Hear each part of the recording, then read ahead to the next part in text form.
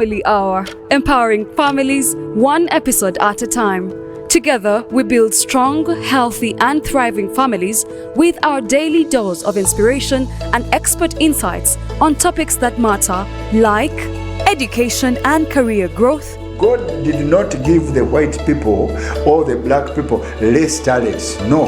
By the time God said, go and take control, that means God, our Father, the Creator, had put all the abilities in us. Family health. No one should one day tell you that, hey, since you have diabetes, you should not take Caro. That's a lie. There's what you call portion control. Finance and wealth. Keep track of your spending. And part of the spending, of course, as we said, be able to separate wants from needs. That's secondary. Leadership and governance. There are people who take on the political aspect and try to water down important, significant decisions we leaders take for the good of this country. Not forgetting parenting. Now you're raising kids or children who are in a totally different time. You get it. Those days your mother would just give you an eye and you know this is a problem. Hey, they are visitors. And it's just there are visitors and around. Mom gives you this eye, you know? Yes. Catch more of this every Monday to Friday at 9 p.m. Good evening once again. We welcome you to Family Hour. Edwin Austin Mukalas is my name. Today is a Thursday and we are delighted to be with you. Of course, the week is almost ending, especially for Family Hour, because we shall have one more episode tomorrow, Friday, and then until Monday. But of course, Thursday is always leadership and governance. And today we are talking about the crisis of mental health, especially as a leader, because oftentimes we think that leaders are so strong. Leaders don't have mental challenges. I mean, leaders have it all. Leaders know it all. So they know how to handle their stress. They never go into depression. Sometimes we think the leaders just make us go into depression, but they're safe. Now, today we want to see whether leaders are what we think, but also as a leader, how can you make yourself better and build your mental well-being? Because at the end of the day, you need to be sober enough to be productive. And of course, we have Diana with us here. It's a pleasure having you this evening. It's good to be here, Adrian. Good evening. It's nice to be here. Good evening, viewers. It's always a pleasure to be here. We would first of all welcome you back from the busy season you were in. The busy season I was in. No, it was a momentous moment. I think it was good to see All Saints Cathedral opened up. Finally, it's strange to see everybody seated in one space and there's no big tent in front of church, tent on the other side. It's good to see All Saints Cathedral opened up. It's amazing to see the hype or the excitement around what the cathedral looks like. To see discussions on different groups and everyone is saying, comparing it to the Basilica. It's interesting. I and some other buildings in the UK. And yeah, it's very interesting to see that. I think it gives a bit of pride, especially if you have been a part of the cathedral this long, to know that the Lord has brought us this far and He can only take us further. But it was beautiful. The occasion itself was good. We got an assistant bishop, as you can see. I think sometimes you don't, I think I wasn't mentally prepared for everything that was happening. Okay. But it was my first consecration as the Diocesan Chancellor, and so everyone was asking me how I was feeling, and I said I had no emotion. I had a duty to perform, and I performed my duty, and so I think everyone expected a certain emotion from me that I didn't foresee or know about. But it was good, and of course we congratulate the Diocese of Kampala as well as the assistant bishop, the canons, the ordinands, and the priests. It was a good time. Yeah, indeed it was. It was. Someone was saying they saw you so serious. They never saw the smile that you have here. Are they serious? You know, I've had this argument with different people, especially on the statuses. Somebody texted me and said I looked angry. And so I said to them, would you have said that if it was a man signing documents? Or is it because I'm a woman, you naturally expected that I would smile? And Maybe so, they're used to seeing you smiling. I think it's a stereotype that we have for women. So I was expected to sign documents as I was smiling. I didn't even know that the camera was on me. It was very, and that's the awareness you carry in that moment. You're not thinking so much about what's happening. You're executing a duty to the best of your ability. And perhaps for me, the way I don't think I felt the weight of it until I began to see the responses of people. Then it shocked me how much people had put and invested their emotion in this particular thing. But yes, it was good to be there. I did smile when it was necessary. Actually, I think I got accused of leaving the microphone and chatting with the bishop while the microphone was on. But it was an honor. I'm deeply honored, deeply humbled to have been a part of it. And for me, again, I did not think that I was in the spotlight. I felt that the spotlight was for the assistant bishop, the priests, the ordinands, and the canon. So it never once occurred to me that I too was in the spotlight, and I was a bit shocked by people's responses. I think I was not prepared for that part of it. And so afterwards, it has been quite interesting because I'm not sure how to respond to most people. When someone says congratulations, I almost ask for what? I was not made a canon. I was not. So it's a bit confusing for me how to respond. But or maybe they are congratulating you because they were seeing you as Chancellor for the first time. Perhaps. And I think I've learned that every time you're at the front or that you're given a platform, people tend to associate themselves with you, which is not a bad thing. It's human nature. But I think their congratulations comes, there were so many things happening. Are we congratulating the opening of the cathedral? Are we congratulating the bishop? Are we congratulating... Congratulating you as someone part of Diocese of Kampala for getting a new assistant bishop. Thank you. And if it was expressed that way, I gladly take it. And on behalf of the diocese, of which I'm not the spokesperson, we say thank you. We say thank you. On behalf of the cathedral, which I've been in since 1985, we say thank you. On behalf of the new canons? The canons, I'm sure they were proud to be canons. Yeah. I never understood, I think, how much people love that position, I think, until this season. But it's a prestigious position, but it's also, the weight of it is quite something, because you think about it, you're given the ability to advise the bishop on matters, and these ones were specifically given areas: missions, law, PR. Those are very weighty matters, and because they're weighty matters, it for me brings into play, what do you have to offer to the table? And so even as they put the gown on you and they give you, and you take the oath and you do all these things that are required, it's very intimidating. I'm used to calling people, oh, canon, so and so canon. It's another thing to realize this is now an office being conferred upon you, and you can't take it lightly. Okay. Wow, you kept on saying you were not prepared mentally. Now we are going to talk about issues to do with mental health. But I think we shouldn't go into the other medical part of defining what mental health is. I want us to focus much on the leader today. What are some of the common mental health challenges, especially faced by leaders? It's interesting, and I find this topic very difficult for me. One, because I'm of the school of thought that believes in exorcism. Every time you have a mental health challenge, I was taught, we go for exorcism. It's very difficult for me, and so it's a topic I really avoid. I avoid because I don't know how to deal with it. I don't know a different school of thought, but I'm open to learn a different school of thought. I think the way I was brought up in church, when someone had mental health challenges in whatever form, whether it was schizophrenia, bipolar, depression, in whatever sense, whatever way it expressed itself, I was told that was a deliverance matter. I know that church has since developed, and people are asking that these are conversations that church should have.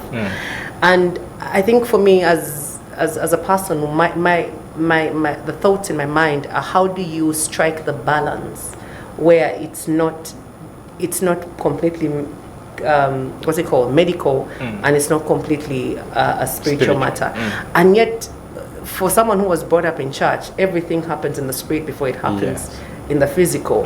And for when you want to divorce the two, I find it difficult, because if it's first spiritual before it's physical, then there has to be a spiritual side behind it. And so that's the place that I come from, and that's why this topic is very difficult for me. And that's not to say there are no ways that you can cope with medically. It's like saying you've had a disease, there's a demon behind it, but don't treat it, let's go to church alone. I think that there's also space for medicine, there's space for psychology, there's space for psychiatrists, there's space for all these places to help us cope as human beings. But let's not throw away the spiritual side. Let's work in tandem. I think Jesus, in doing his miracles, the part where we are all very shocked by is where he spits in the man's eyes, or he spits in the dust, makes the mud, puts it. There are many explanations. Some people think it was medicine, other people think it was herbal, whatever. Go and wash your eyes. But I don't think that science contradicts spirituality. I think that it proves that spirituality is still right. And that's the school of thought I stand on, and I honestly am open to learn more from these different aspects. But the different, as you asked, the different challenges that people face is stress is one of the biggest things that a leader will face. No leader will never go through a time of stress. There will be stress at every turn that you take. You can have stress because of the weight of a decision that you are going to make. You can have stress because perhaps you're campaigning for a position. You can have stress from non-performance. You can have stress from different outer. So there's external pressures that put stress on you, but there are also internal pressures that can put stress on you. And so one of the things that we struggle with our mental health is as leaders is stress. It's something that you have to deal with.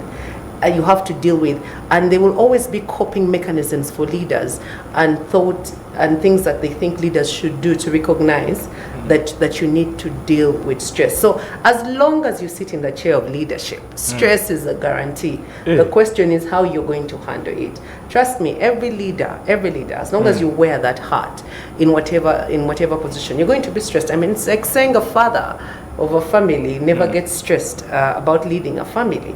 There will come times when you can't tell your wife that you're unable to provide. There will come times when the economy is biting down hard on you. There's something at work that is biting hard on you and you can't explain it. And so you're going to go through stress in whatever way it's expressed, whether it's internal pressures or external pressures. So that's one of the areas that leaders are going to face as when it comes to mental health. But there are also mental health problems that are hereditary, which again we said we don't want to delve into the medical part. But some people, and I think after COVID, what we discovered is many people suffer from mental health. There was a headline once in the papers that's saying, what is it? A certain percentage of Ugandans suffer from mental health. I think when I read that headline, I just read excluding me. That was the best way I could deal with that headline. But that percentage was really high. It was on up to last year, by the way. The percentage was really high. And coming back from COVID, the lockdown into church, and having to listen to younger people say that they suffered certain mental breakdowns during COVID was very difficult. And so some of them began to discover hereditary things. Perhaps it's the idea that they could not cope with the situation. And so you have those hereditary things.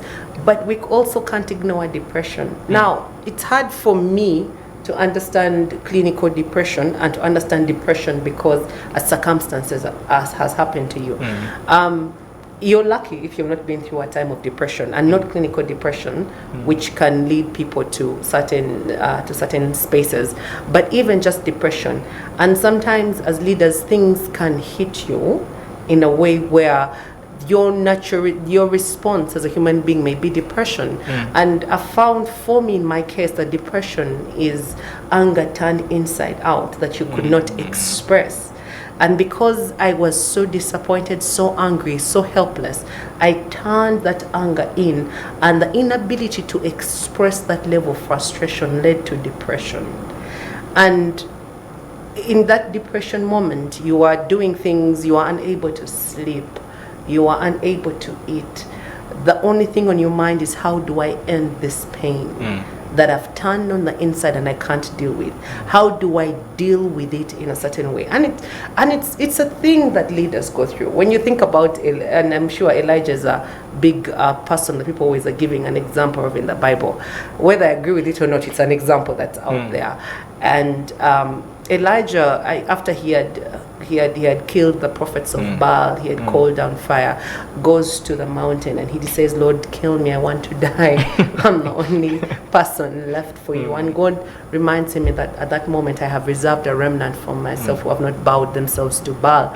But think about Elijah in this way. He's a leader. He has accomplished much. But he feels that in all he has accomplished, he has risked his life before Jezebel that he's afraid of. And he had every right to be afraid of Jezebel. Never mind that he could call down fire. Never mind that he could call down the most extreme things. But in that moment, there was a physical threat to his life. He has accomplished so much, but it's now behind him. And standing on a mountain alone, having lived a life where you were isolated for a long time. And so he finds himself in a place of absolute fear, trembling, feeling alone. And so he turns it into that place where he feels that, kill me, I'd rather die than be alive. And so depression is such a thing. It happens to leaders. If it's not clinical depression, again, it happens to leaders. It can come for either one. It's not mandatory, but it can happen, especially if you don't have channels to deal with those particular issues. Okay. Now, talking about some of these mental health challenges, in which way can they, because we've never seen, okay, it's rare to find a leader breaking down, that they're depressed. I mean, it is rare, and by the time you see it, it is at its severe state. But all the time, even when they are stressed, you'll find them in office. But how does this affect their performance at work and productivity? I think it's not just leaders, but everybody. When you hit a level of stress, sometimes you want to do more to answer the problem that you are going through. The problem is that it does not push you to that level of productivity because your mind is not clear. So you can't think straight. You can't deliver the kind of solutions that are expected. You are unable to fully grasp the situation because of the stress that has been put on you, and therefore you can't make the resolutions you'd expect to make. So you're not smart in your resolutions. Your productivity probably it reduces because most of the time you are perhaps asleep, or you don't, it depends on your personality how you react. Sometimes you deny everything is happening, and so you disappear even from the workspace. Sometimes you are unable, and you begin to become a distraction at work to other people because you're not dealing with your own form of stress. But your output will definitely reduce because you are unable to cope. Similarly, the quality of your work will go down. I think every time you've had times in life, as people come towards the end of the year, if they have not taken leave, they will start to say, I'm having burnout. Now, burnout really means I've run my course and I've reached the end of myself. Unless I take a break or step away from this situation, I cannot give you more than I am giving you at this point in time. And so you will have quality of work reduced because people are not at 100%. They're not even at 80 or 90. They're not giving you the kind of production or work output that you'd expect because they cannot in that moment. We are unable to give more than what we have invested in ourselves. If we invest time in ourselves, we build ourselves up mentally, we build ourselves up in every area, spiritually, economically. If we invest in those areas, then our quality of output will always show. But when those tanks begin to reduce, my spiritual tank is down, my economic tank is down, my relational tank is down, my every drive begins to lower. I can't give you quality because the person themselves has nothing to give. And there will come times in life where we feel that we have nothing to give. And that's why it's important for leaders to know when you are peaking to that point. It's important for you to structure your life in such a way that you give yourself time off. I used to think it's an indictment when we had evaluations at end of year, and they would tell us your work-life balance is not good. Your balance, make sure work time, you're giving enough time to work and you're giving enough time to rest. Now you think it's an indictment because you think I'm giving so much to these people. Why can't they commend me for what I'm giving to them? But they understand that if you don't balance the two, then one is affected. Many times we are very harsh to our leaders when they tell us slow down. You're not giving your best. The quality of your work is not good. You're not giving a second eye to what you are giving. And those are times when you need to stop and ask yourself, what am I missing? Have I taken a break recently? Have I had time for introspection?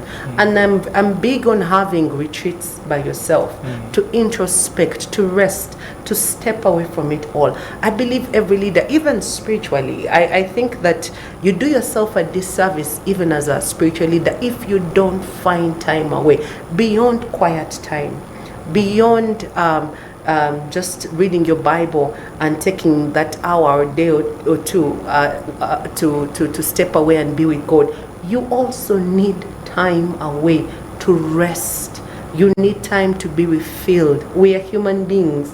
A man can only give what they have received. If you have not received and there's no fullness on the inside of you, you can't give. So your quality will drop. The way you will become a distraction around the people that are working. You will definitely see your productivity will lower in many ways, but the worst part about it is that you might break down. And when you break down, you might reach a point that's a point of no return. And so when you break down, the beauty about life is that things will move on with or without you. You'll be gone today, and we will mourn, we will cry, but life will move on. And that's the absurdity of life, that you move on regardless of whether someone falls down and dies today. And so you have to take care of yourself and allow yourself to get to that place where you know that I am filled enough to give or pour into somebody else. Now, we look at a leader. How can a leader know that maybe the people I'm leading are not mentally well? They need a rescue or they need some therapy. How can a leader detect that there is something wrong with the team I'm leading? It starts with the kind of culture you have at work. If you have an open, healthy work culture where people come and speak to you, people will be open to walk through your door and say, I can't take it anymore. I have worked from January to June and I have had extraordinary hours. I've worked overtime, I've come in on Saturday, I've given so much, I can't take it anymore. That open work culture where you encourage open conversations with the leader is your first check. It's the easiest check, but you have to create that environment and create that culture so that people are able to talk to you, because everybody wants to be able to express themselves, but they can't express themselves when they know there'll be a repercussion. So I can't come and tell you that in June I'm tired and I'm exhausted when you are demanding more hours and you tell them, deal with your matters. So that's something that should be a checker. That open culture where you're allowing people flexible hours. You allow people, you provide them mental health resources where they can read, where they can do things that help them as individuals to excel. So then the other thing I've also found very necessary is have a counselor. I worked for a multiracial organization when I was much earlier in my career. And during that time, they required us to visit a counselor once in 6 months. And I remember my first comment, I said, but that kind of program should be only for a certain race and not for us, the black people, because I think that as black people we are told to bottle it up, we are told we are stronger, we are told you can deal with these things. That was my attitude. That was my attitude going into that space. Yet that same year I had decided to resign. And I needed to ask myself whether it was an emotional decision or whether it was time for me to leave. And so what I did is I took my time to go and see the counselor, the psychiatrist, and have a one-on-one conversation to decipher what it is that I was feeling, to help me understand what to do and how to walk through it. While they were not going to make the decision for me, they were helping me unpack the emotions I could not unpack at that time. And so for that to happen for me, I sat down with the counselor, had the conversation, and I was able to make an informed decision that was best for me, not just the organization. And so you need to be careful in situations like this, especially as leaders, is to provide those resources. Providing medical insurance is not enough these days. Don't just announce to people, you have medical insurance. You can clean your teeth if you want. You can do dental matters if you want. You can have optical eyes if you want. If you get in-house patient, or if you're an in-house patient, this is the limit that you have. Or if you're pregnant, these are the resources that we provide. Now we need to emphasize that there is need for us to see counselors. If the worst comes to the worst, there's need for us to see psychiatrists. It should be mandatory at workspaces when it comes with insurance that you require people to see a counselor. Because you will find, to those of us who think that we do not need it. Everybody, every person who is now a black person that has gone through counseling is shocked to realize they have traumas from childhood that they need to deal with. Each of us has traumas we need to deal with, and those traumas, unless they are addressed, we are unable then to function completely. And so it's important, especially as a leader, to recognize those triggers and also understand your people. You have to understand your people. If you don't understand your people, now knowing their types, personality types, you know that cholerics are driven, they will drive the result, know when to pull them back. You know that sanguines are careless here and about, their emotions can swing from one side to the other. How do you bring that pendulum to the middle so that you understand them? You know that melancholics will be very emotional, they will hold people. How do you draw that person out? You know that phlegmatics at some point will be very laid back and may not be able to express anything. They are detached from the place. How do you get them involved? If you can know your people and their different spectrums, then you can understand how to help them. Okay, we are taking a short commercial break. When we return, this is actually very serious than you might think, because at the end of the day, you or me might be a victim of this, but how do you deal with it? It's what we are looking at. So we are taking a short commercial break. We are coming back shortly.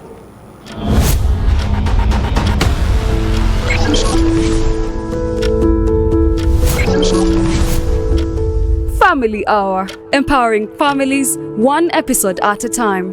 Together, we build strong, healthy, and thriving families with our daily dose of inspiration and expert insights on topics that matter, like education and career growth. God did not give the white people or the black people less talents. No. By the time God said, go and take control, that means God, our Father, the Creator, had put all the abilities in us. Family health. No one should one day tell you that, hey, since you have diabetes, you should not take caro. That's a lie. There's what you call portion control. Finance and wealth. Keep track of your spending. And part of the spending, of course, as we said, be able to separate wants from needs. That's secondary. Leadership and governance. There are people who take on the political aspect and try to water down important, significant decisions we leaders take for the good of this country. Not forgetting parenting. Now you're raising kids or children who are in a totally different time.